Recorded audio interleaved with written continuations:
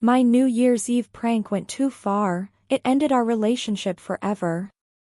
Hello Reddit, this is my first time posting, and I'm using a throwaway account because I really don't want this tied to my main. Honestly, I'm not even sure why I'm here. Maybe I'm looking for support or clarity, or maybe I just want to get it all off my chest. Whatever the case, here I am, spilling my guts to a bunch of strangers on the internet. Let me introduce myself. My name is Amelia, and for the sake of anonymity, let's call my ex-boyfriend Tom. Tom and I were together for about 5 years, and it was amazing until it wasn't.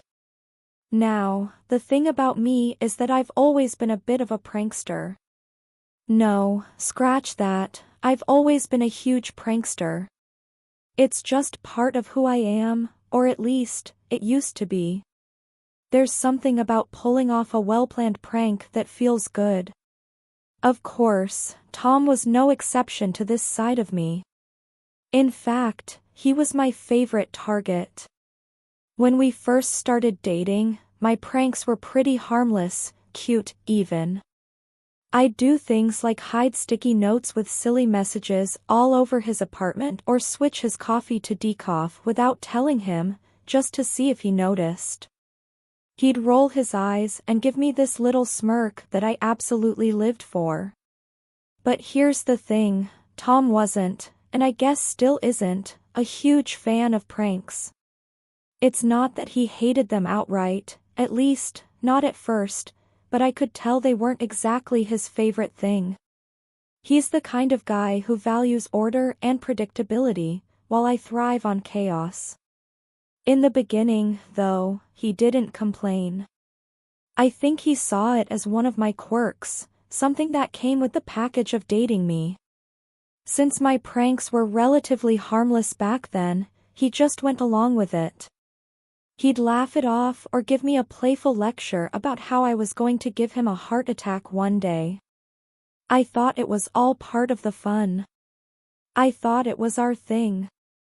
In hindsight, I think he was just tolerating them because he loved me, not because he genuinely enjoyed being the butt of my jokes.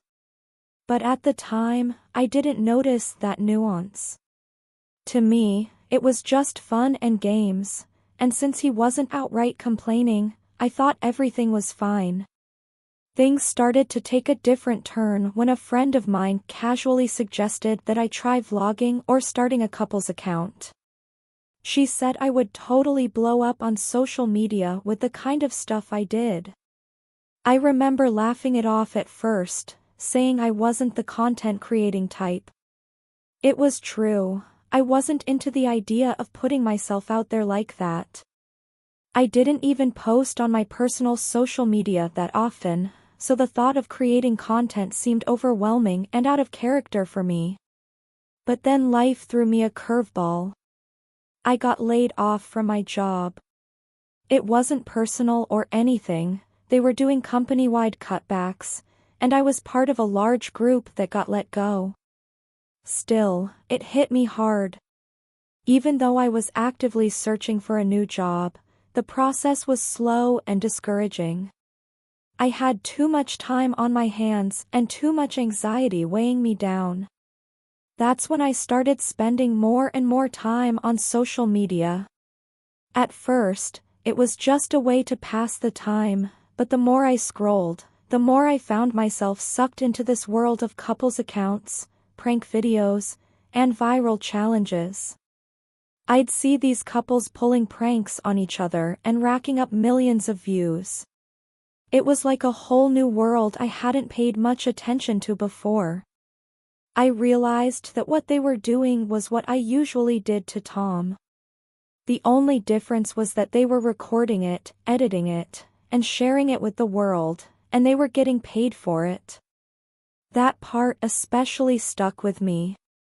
Some of these accounts had sponsorships, ads, and merchandise lines.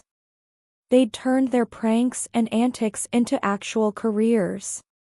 At first, the idea seemed far-fetched. I wasn't a content creator, and I didn't have any experience with editing or building an audience. But the more I thought about it, the more tempting it became, especially because I was unemployed at the time. I was already struggling to find a new job, and the thought of going viral and potentially never having to work a regular job again was like a siren song. I started to daydream about it. What if I could make this work? What if our page blew up? I wouldn't have to spend hours tweaking my resume or sitting through awkward interviews. I could be my own boss, doing something I already enjoyed. It seemed like a win-win. What could go wrong, right? I casually brought it up to Tom one evening while we were sitting on the couch after dinner. I didn't want to overwhelm him or make it seem like I was forcing him into something, so I tried to frame it as a fun idea. He gave me a look, the kind of look that said he wasn't really into the idea but didn't want to start an argument. He shrugged and told me that he wasn't really into it but I could do whatever I wanted, as long as I kept him out of it. At first, I felt a little deflated. I had hoped he'd be more excited about the idea, maybe even want to join in and make it a team effort. But then I realized he hadn't outright said no. He hadn't told me to stop or discouraged me. In my mind, that was enough to move forward. I should have seen the red flag when Jake, who is usually the chill, go-with-the-flow type, was uncomfortable with it. I should have stopped right there, but no, I didn't listen. I kept pushing him, saying it was all in good fun and that it would make for an amazing video. Eventually, after a lot of convincing, he reluctantly agreed. The plan was simple, or so I thought. My boyfriend Tom was coming back from a 3-day business trip that evening. I knew roughly what time he'd get home, assuming his flight wasn't delayed, so we planned everything around that. Jake came over that evening, and we set everything up. I made sure the camera was hidden and positioned to capture the perfect angle. Then we staged the scene. We got into bed, stripped down, not completely, just enough to sell the illusion, and got under the sheets. The idea was to make it look like Tom was walking in on us in the middle of, well, you know. We waited until I heard his car pull into the driveway. I was so focused on how this was going to look on camera and how people were going to react when they saw the video that I didn't stop to think about what Tom's actual reaction might be. The second he walked through the door, Jake and I started making loud, exaggerated, ridiculous noises. I thought it was hilarious. Tom didn't. He came upstairs, clearly hearing the sounds, and burst into the bedroom. The look on his face when he saw us under the sheets, it wasn't confusion or even anger at first. It was pain. Genuine, heart-wrenching pain. But that pain quickly turned into fury. Tom tore the sheets off us, and before I could even say a word, he was screaming. I burst out laughing because, to me, it was a joke, a prank. I kept saying, "It's a prank, babe. It's just a prank." But he wasn't laughing. Not even close. Jake, meanwhile, looked like he wanted to disappear. He kept mumbling, "It's a prank, man. It's not real," but Tom wasn't listening. Tom turned his attention back to me and told me to get out. He said he was done and couldn't take any more. He said he wanted me out of his house. Now. I froze. This wasn't how it was supposed to go. It was supposed to be funny. We were supposed to laugh about it afterward, maybe even get into a fake argument for the camera before I revealed the prank. This wasn't part of the plan. I tried to calm him down, to explain that it was all fake, but he wasn't having any of it. He said he didn't care, that it wasn't funny, that I was toxic, and he wanted me gone. Jake, clearly uncomfortable and feeling like a third wheel in what had become a very real fight, mumbled an awkward apology and left. I didn't even stop him. I was too shocked to do anything but stand there, staring at Tom as he paced back and forth. We argued for what felt like hours.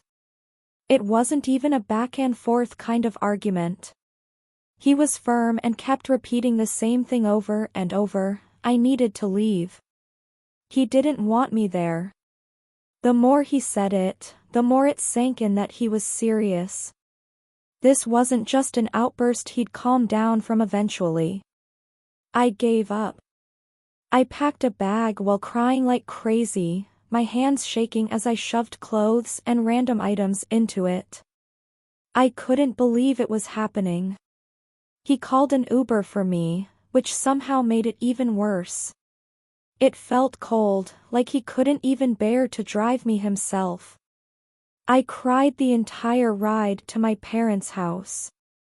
The driver didn't say anything, just glanced at me in the rearview mirror a couple of times with that awkward sympathy people give you when they don't know what to say. When I got to my parents' house, I was a mess. My face was red and blotchy, tears still falling as I dragged my bag up the driveway. They were immediately alarmed when they opened the door. Seeing their daughter show up unannounced, crying and carrying a bag, was obviously a huge shock. They brought me inside, sat me down, and tried to calm me down enough to explain what was going on. Once I could finally speak, I told them everything, about the prank, about how Tom had kicked me out, about how everything had gone horribly wrong. Their reaction was not what I wanted. They were angry, not at Tom, but at me. Disappointed would be putting it lightly. They asked me what I had expected to happen. Did I really think that kind of prank would end well? Did I think humiliating someone I loved, someone I'd been with for years, was going to be funny? They didn't hold back, and honestly, they were right. The disappointment didn't stop there. Word of what happened spread fast, too fast. Some of my friends found out either from Tom or through the grapevine, and they didn't hesitate to let me know how they felt about it. Text after text came in, all saying the same thing: I was wrong. I'd crossed a line. Even Jake, who had been part of the prank, messaged me. He told me how uncomfortable the whole thing had been for him and said he didn't think I should post it at all. That was the breaking point for me. After everything I'd gone through, after my relationship imploded, after I humiliated myself, you're telling me not to post it? What was the point, then? Why had I put myself through all this if I wasn't even going to get the content out of it? I suggested blurring his face, trying to find some middle ground, but deep down, I knew I couldn't post it. Too many people knew. Tom had already told me to delete every single video of him from my page. He didn't just want the prank video gone. He wanted everything. I cried and begged him to reconsider. I tried every angle, apologies, interventions, mutual friends, but he was done. He wouldn't budge. He made it clear that our relationship was over. A few days later, he had me come by to pack the rest of my stuff from his house. That was it. 5 years together, and it ended just like that. He didn't even leave room for a conversation. He cut me off completely, like flipping a switch. Blocked me on everything. No explanations. No closure. If that wasn't bad enough, my social media account got banned shortly after. The account I had poured all my time, effort, and energy into, gone just like that. I suspect someone reported it, maybe one of my ex-friends or even Tom. I don't know for sure, but the way it happened was so sudden and unexpected. One day I was scrolling through my posts, trying to figure out what to do next, and the next I couldn't log in. I was devastated. Everything crumbled so fast I could barely keep up. One moment I was planning a prank I thought would take my content to the next level, and the next, my relationship, my reputation, and my social media presence were all gone. It's honestly hard to process how quickly it all fell apart. I feel so stupid, all because I couldn't stop chasing views and validation from strangers on the internet. All because I didn't know when to stop, when to listen to the people around me who were telling me it was a bad idea. It was greed, plain and simple. 5 years together, and it all ended in the blink of an eye. It still doesn't feel real. It happened so fast, so violently, it gives me whiplash every time I think about it. One minute I was planning pranks and thinking about content, the next, I'm single and alone. And now I have to start from scratch. I need a job. My days as a content creator are officially over. That chapter is closed, slammed shut. And honestly, I don't even know if I want to open it again. What's the point? It ruined my life. I'm back at square one, scrolling endlessly through job boards, trying to find something, anything, that will pay enough to let me survive. Living with my parents isn't exactly a long-term solution either. I love them, but they've made it pretty clear they're not going to let me freeload indefinitely. I can already feel the clock ticking before they start making those little comments about contributing to the household or, worse, charging me rent. I can't even blame them. I'm an adult. I should be able to stand on my own 2 feet. But right now, I can barely stand at all. And then there's the friends, or should I say, the lack of friends. It's like losing Tom meant losing half my social circle too. A lot of our friends I thought were our friends, sided with him. They didn't even try to hide their disappointment in me. It's not like I don't get it. I crossed a line. I screwed up. But it hurts more than I can put into words. I feel like an outcast in my own life. I can't even hang out with the few friends who haven't completely cut me off because they're all still connected to him. It would be awkward. Hell, they probably think I'm the villain in this whole situation. And maybe they're right. So I'm stuck at home most days with nothing to do but scroll the internet looking for jobs or just sit in bed, staring at the ceiling. Some days I can't even muster the energy to get up. I feel useless, broken, and so incredibly stupid for letting my life spiral out of control like this. 5 years. 5 years. It wasn't just a relationship, it was a life we were building together. We were already talking about marriage, about kids, about the future we wanted. It felt so solid, so real. And now it's gone. Completely gone.